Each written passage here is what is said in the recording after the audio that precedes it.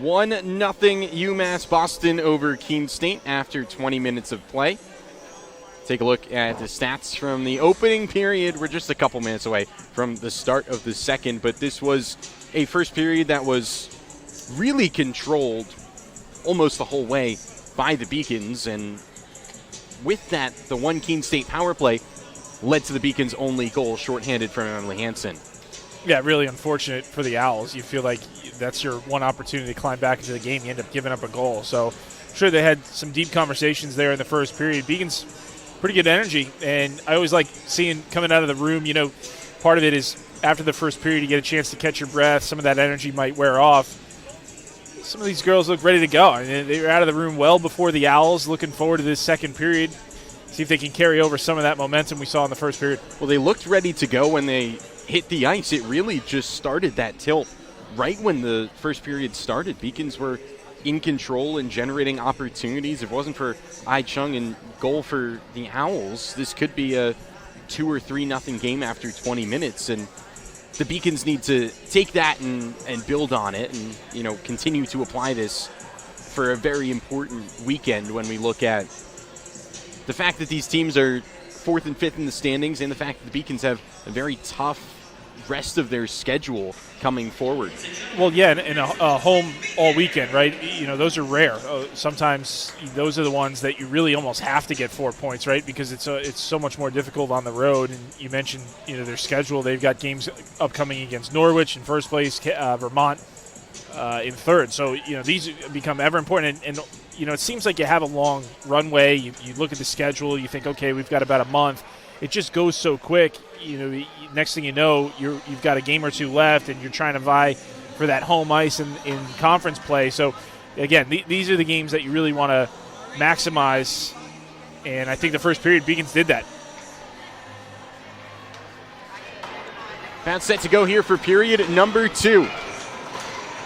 Beacons on home ice all weekend and all of next weekend when they face Castleton, and then it's Road Warriors until the postseason. Back-to-back road weekends to finish off their regular season against first place Norwich and New England College to close out the regular season.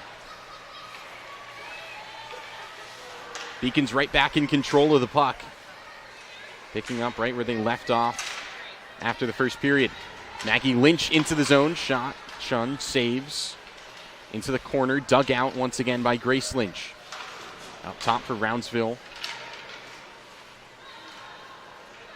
Beacons holding possession, and they'll chase back below the net. Hansen, the Beacons goal scorer, is dispossessed.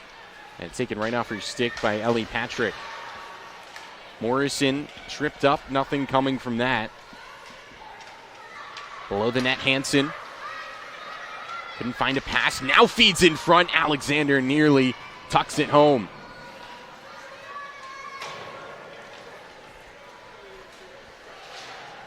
Chased down by Morrison in the near corner. Dug free by Hansen. Now to McFadden. It's loose. Backhand score! Right off the bench, McFadden makes it 2-0 for the Beacons. Well, it starts with that top line. You take a look at the replay here. There's going to be, I think, a little bit of a rebound. This initial shot touches Chung. Wasn't able to corral it. You got a Beacon in front and Morrison. But it started before that, and the first line really put the pressure on right out of the gate. They were able to get the puck in, forecheck, and then change. And the Owls were not able to clear. And that's really where this goal started. I think you had tired Owls on the ice, and the Beacons were able to continue to pressure. They end up getting a good bounce, and eventually McFadden's able to make it a 2-0 Beacon lead. A team-leading 6th goal of the year for Aisling McFadden. Big way to start this second period. And she has been such a spark for the Beacons. Freshman from Erie, Pennsylvania, has really come along in this second semester. Owls have it up top. That one, don't think Hanamovsky saw it all the way through, but she got a piece of it. Dug out by McFadden. Beacons looking to break out. Good work by Cripaldi. Poke to the corner. McFadden will feed Jenna Fitzsimons. Beacons can't execute the breakout.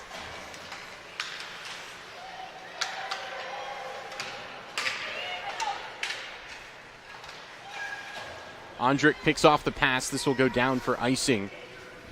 Beacons have already produced more offense than they did last time they faced the Owls, and it's been a very good start for the Beacons here in the second. You got to love the start to the second period. And again, the first two, I'm going to get a timeout here. Coach Lund sees something he doesn't like. He's going to use his timeout. Didn't like that shift after the goal, I'm guessing, and just wants to continue this momentum. Interesting use. You don't see this too often. Where a team with the lead taking a timeout, but again, my guess is probably saw something didn't like after that goal and wants to continue to put the pressure on this team. And, I actually like it. You got a 2-0 lead, you score, and then all of a sudden you're defending in your own zone, you take an icing. A chance to kind of remind your team you've got a lot of time here. We've done a lot of good things well. Let's not feel like, we're minutes away from a victory here. Still well over half the game still to be played. And it was a long shift for that Beacons third line. McFadden, the goal scorer, still hadn't come off the ice after scoring. She was down defending in her own end with the rest of her line mates the rest of the way there. Yeah, I like the use of the timeout. You don't want to be one-dimensional. It's so common, right? The team that's down one, late in the third period, that's when you use the timeout. There's other uses for it, and I think this is one of them here. You've got a lead, and you want to build upon that. Really important face-off here. And it also allows the Beacons to change up lines, get the matchup they want, and it results in, Shane Nolan won that faceoff, but played it straight into the path of one of the Owls. Pokes free, no icing, it's waved off. Chung comes out to play it. Beacons stop line can pressure here on the forecheck. Pass picked off. Boyd feeds Grace Lynch. Below the cage, comes back up top for Boyd, who has a blast and pulls it wide.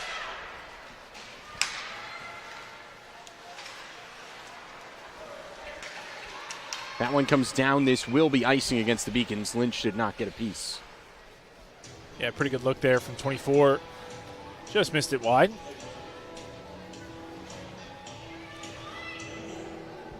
Seen Mia Boyd unlock a bit more of her scoring here over the past couple weeks.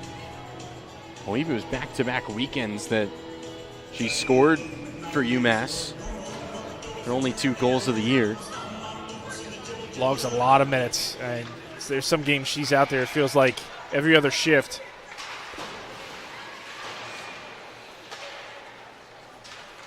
She has more goals this year than she had in the first 3 years combined of her Beacons career. A true defensive defenseman. Boyd tracks it down, finds the breakout pass to Lynch. Pass blocked and dug free. Taken by the Owls and chipped toward the cage, but not on target by Spinelli. This is an important breakout for the Beacons. It got a tip. So no icing. Yeah, they needed that change. And that was an all or nothing. I mean, Boyd sends it there. If you don't make contact at center ice at the red line, you're looking at another icing. Fortunately for them, it worked out. Dug free by Brooks. Second period here at the Barry, which does mean the long change for these teams to deal with.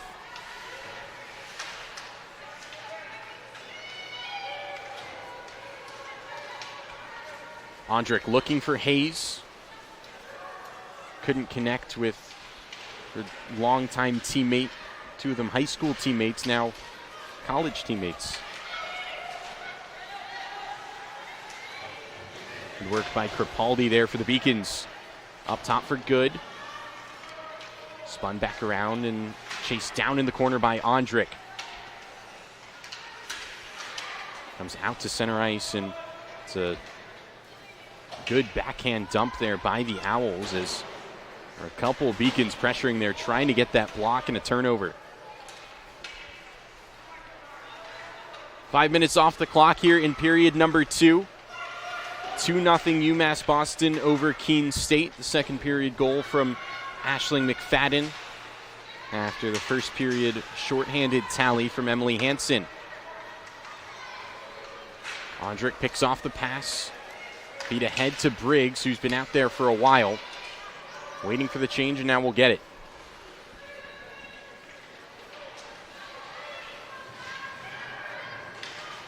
Into the corner, Morrison fighting with DeMeo. Alexander there as well. Picked off by Hansen. Up top for Roundsville, who shoots into a block. It was loose in the circle and slipped by Alexander. Sent up top for Skrelly. Went up to straight away, but couldn't find an angle to shoot. Hansen gets around 2 defenders, looking for the slot. McFadden was defended well, and it's taken up ice.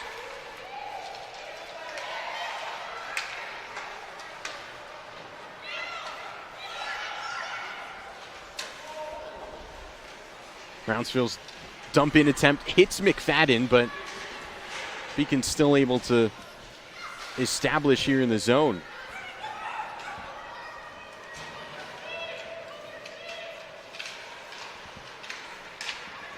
Owls looking for a breakout. Our unofficial counter on our scoreboard here shows they do not have a shot on goal here in the second period. I believe that is correct. With just under 7 minutes off the clock. Looking center ice, and it finds Maggie Lynch. Lynch holds, waiting, trying to feed Fitzsimons, who was tripped up in front. Nothing in that, says our official crew, and Beacons have to throw it back in. A little bit surprised at the no call there. I thought there was some contact in front, deserving of a penalty. Referees let him play on.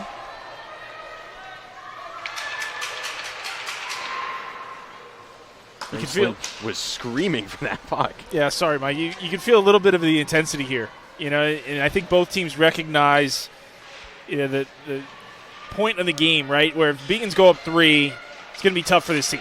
And they just don't score enough. It's going to be a big mountain to climb. And then if Keene State can get it to 2-1, all of a sudden with a little bit of momentum, it feels like you don't have the lead at all in some cases. Chance for the Owls on the break. It just slipped away, and a big collision into the boards. Still here for Keene. Trying to see who that was in black. It was Ian Tosca, one of their leading scorers, who had that chance in front. Beacons take it up ice. Lynch will dump and change. Big pressure in the corner. Case tracks it down. Has it taken away.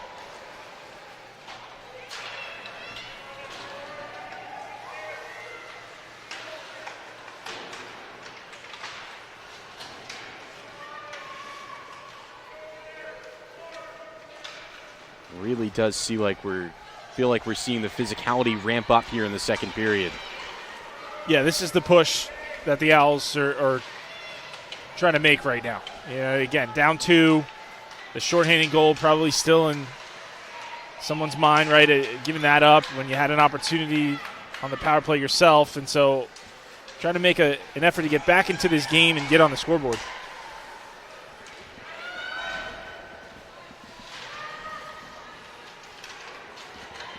Into the corner with Hayes. Beacons can't set up, and now here comes Spinelli.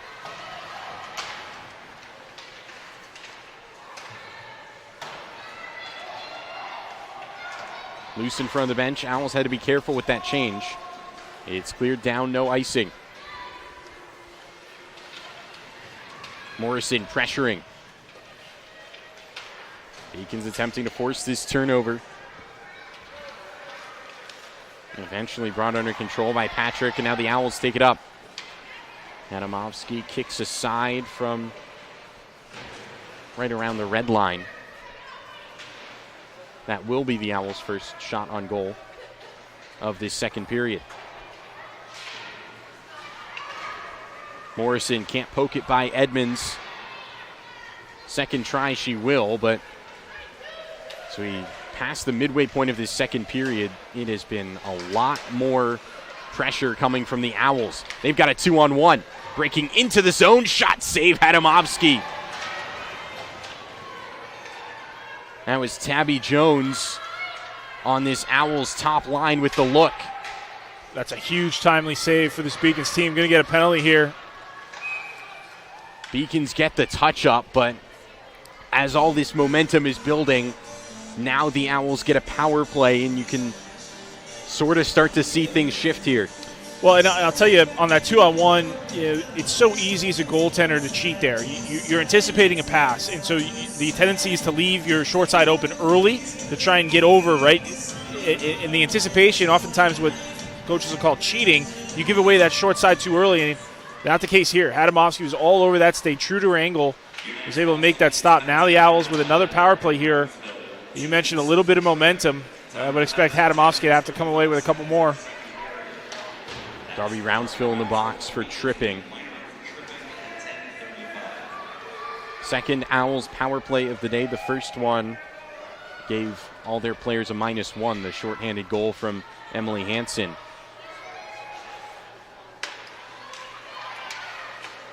Owls set up. Edmonds has a rip, and Hadamovsky saves. Trickier save than it looked, because it looked like she may have had a little bit of a screen. Lynch was in front, Maggie Lynch, but was able to see it through. No rebound. Gets a whistle, allows her penalty killers to change. Minute 25 to go on this power play. This is the top unit for the Owls. Patrick up top. In front, Iantoska backhand. Hadamovsky, I think, got a piece. That came off a player in the Owls bench. And that should come out of the zone. That touched I guess they're going to say Beacons were the culprits and put it into the bench. To me, that looked like you had an Owl hanging over the bench. And if that's the case, that puck should be out of the zone. If I'm Coach Lund, I'd like an explanation there. But you still have an Owl hanging over the bench over there. Yeah, you know that, and I've seen that get called. The referee has the discretion to say, no, that was because you were hanging over. That's coming to the neutral zone. Up top for Patrick. That deflected on the way through, but well wide. Especially big deal on the power play. You'd much rather play from the neutral zone, but there's a clear, so it'll get erased in the memories of everyone playing the game tonight. Beacons get the clear and get a couple pairs of fresh legs on the ice. Not the whole unit able to change out. Brooks pressuring and disrupts this power play breakout for the Owls. Now just 27 seconds to go, a player up. This is Finke driving through. Nice deke all the way, and then Hansen comes back and disrupts with the poke. She might have saved a goal, and no one's touching Finke the entire way in. She comes in with a head of speed, was looking to make a deke, and Hansen able to get her stick on it. Great defensive effort. Pass up toward Norman, and with backhand down from Crepaldi, that will kill off the rest of this penalty. Beacons forced the turnover right at the blue line, but they would have been offside. They say it had just crossed, and Kelch had to come back and tag. She was all over that play coming off the bench. She saw it happening and developing, had the timing just maybe a half second off.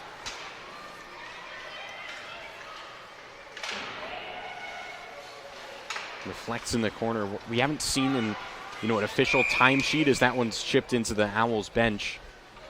Haven't seen any, races on the ice, but Kelch is one of the fastest Beacons without a doubt, and that's the kind of player you want crashing into the zone on a play like that. Oh, absolutely, and it's such a weapon to have. There's a lot of good skaters on this ice. Morrison also can skate, but Kelch seems to have that little bit extra. I mean, she can really go, and that's one right here where you should just put it to space and let her go chase it. Beacons weren't able to do that, but you love a player with speed like that. Really forces the D to have to think about their gaps a lot more. Up top, McFadden holds the zone. The Beacons weren't too sure, and now they pressure. Fitzsimons pokes it free. Has it along the goal line and taken right back. Scully comes over, pokes it away from DeMeo. Brownsville, the defender, furthest forward here for the Beacons. Owls can't break out. Picked off by Lynch. Tick down towards 6 minutes to go here in the second.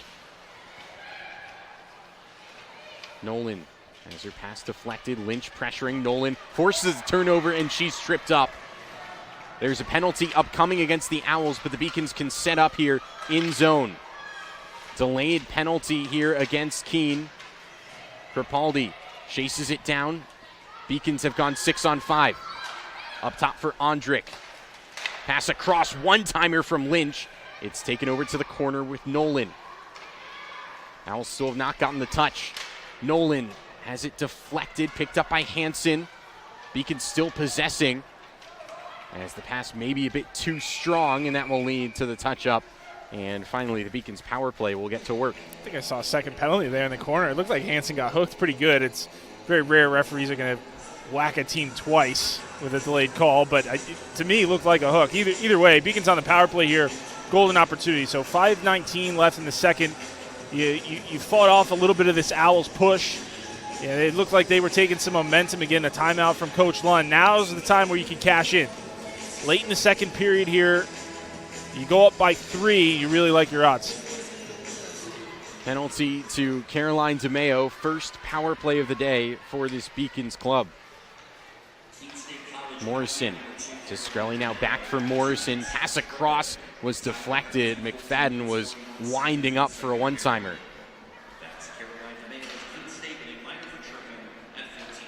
Up top with McFadden, who scored the Beacons' second goal today. Morrison left it short for Scully. There's a battle, and Hansen will be the first to it in the corner.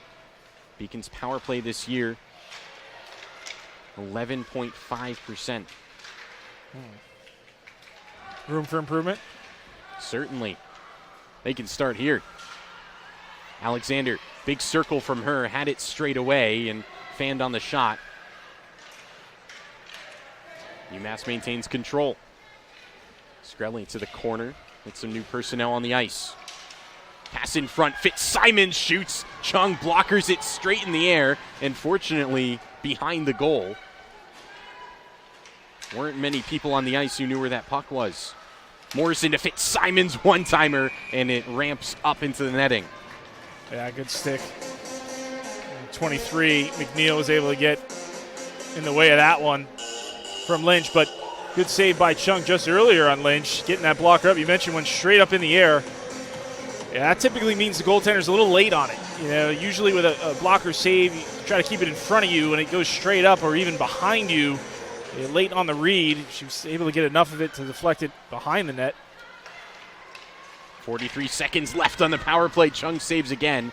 Nolan was screening in front. Thinks she got a piece. Fitzsimons battles for it, gloves it down, and that's a hand pass against the Beacons. See where they put this face on. I think it should come out of the zone. I thought for a second, yeah, Coach Lund's thinking the same thing. It's consequential, and if it's especially if it touches an Owl, not going to win this fight. With 3:50 to go here in the second period, Beacons' power play has had a lot of zone time, a couple looks, but nothing too dangerous. Glove down by Fitzsimons along the wall. Beacons set up. Boyd from straight away, and Chung saves. Had a Beacon in front, looking for that rebound. Chung really the only factor why this game hasn't gotten, or the lead rather, for the Beacon's been extended, and she's come away with some good saves and moves so well in the crease. So one thing I'm noticing, constantly under balance, never seems to be too far out of position, moves really well, uses her edge work to get back into position on her angles, and she does a lot of things that you'd like to see from a goaltending perspective. Another face-off win for the Beacons. In front, Fitzsimons backhand, save, rebound, loose. Lynch is there. It's saved again by Chung, and the whistle goes. I don't know how Chung made all those saves, but as she lies on the ice, she keeps it from being 3-0. Well, the first one, a little bit of a rebound, and then she's just kind of scrambling. Big save there. And then the other one, I think Lynch is just trying to bank that one in off of her, and it probably got caught up, I would guess, in the chest protector. Maybe was able to get a glove on it. Either way, some brilliant saves from Chung. And again, the reason this game is not at least 3 or 4-0 now, she's made some big stops in the first and second period. Ondrick, with the penalty expiring, has it blocked in front. We're back to 5-on-5. Beacon's first power play comes up empty. 3:08 to go. It's loose in front. Chung was covering it. It nearly slipped back through, but she closed up the 5-hole. Terrible feeling for any goaltender. You know, you've got puck and spin, right? And so as soon as you touch it, all of a sudden, sometimes it kicks it into hyperdrive. You saw it there. Chung was able to get her pad underneath it. You saw the reaction. She kind of looked up like that was pretty close to being one that I'd like to forget, but she was able to make the stop. Owls win the faceoff as they try and get some control back in this game. It was such a good response they had to going down 2-0, but the Beacons battled back and have kept the momentum up since the power play. Morrison, big circle, feeds in front, and Alexander can't tip on target.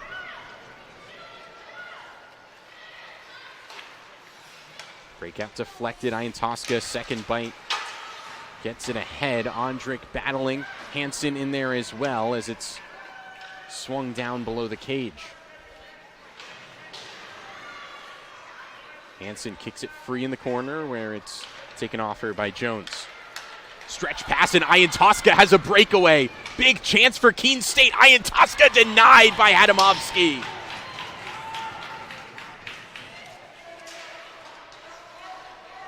Best look of the day for the Owls, and Hadamovsky comes up with a huge stop. Yeah, another timely save. I mean, Hadamovsky hasn't had to make many, but boy, she's had some timely ones. And this is the one thing Crepaldi knows better. You can't let anyone get behind you. It's the one thing the Owls are going to try to do to create some offense. She was back checking with everything she had. Still a breakaway. Hadamovsky able to make the deny and keep this scoreless, but that's got to be talked about on the bench. That's the one thing you can't have with Keene State. Trying a little bit extra here to find some offense. Minute 34 to go as the one-timer sails through. The Beacons recollect at center ice. Brownsville's pass is blocked. Hadamovsky out of the goal to clear it away from the on-rushing Owls forward, Lorelei Norman.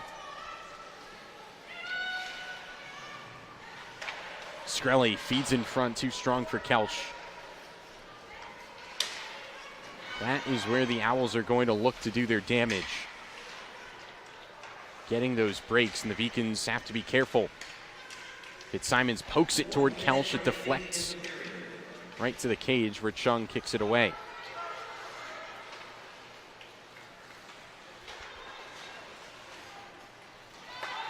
Collected by Boyd. Lynch shields well and sends it below the net. 40 seconds to go here in the second. Nolan right back to Maggie Lynch. Backhand blocked. Battling for it, and it's taken away. Boyd plays it forward. Beacons could have an opportunity. Lynch drop pass looking for Nolan. Deflects. 22 seconds to go in the period. Kelly can't keep the zone. Good pressure here from the top line for UMass as Nolan backhands it in. Grace Lynch below the net. 8 seconds to go if they can dig it out. Down to 3, and that will do it here for the second period.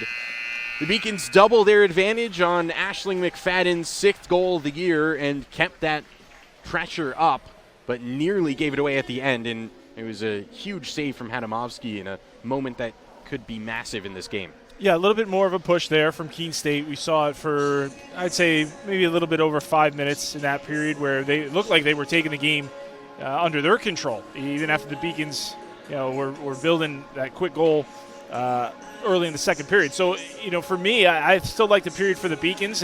Overall, we were able to extend the lead. You mentioned 2-0. Hadamovsky had to come away with some big ones. Let's not forget the breakaway and a couple before that. So she's only faced 13 shots, but some of them have been very high quality. For me, in the third period, it's going to be more of the same for these Beacons. It's been 2 periods of control, continue to play in the offensive zone. We saw the one blip, though. Can't allow these Owls to get behind you. Defense have to be aware. Anybody getting a little bit curious around that blue line trying to leave early, defense got to back out. Have to think, Mizey, if the Beacons can get a third, that would likely be it. But as long as this stays 2-0, there's going to be a lot of belief on that Owls bench, particularly the way they played in that second. Yeah, and I think there were glimmers of hope where they got some good looks. Hadamovsky just made some good saves, and that's one where the coaching staff will probably bring that up. That we're only a couple shots away from tying this game up. Got to find a way to get out of your defensive zone there. You're asking too much of your goaltender right now, who's also come away with some big saves, keeping your team in the game. Got to find a way to generate more offense. 28-13, Beacons lead in terms of shots on goal. If you like that stat, we're going to have more for you when we come back for the third in a little bit.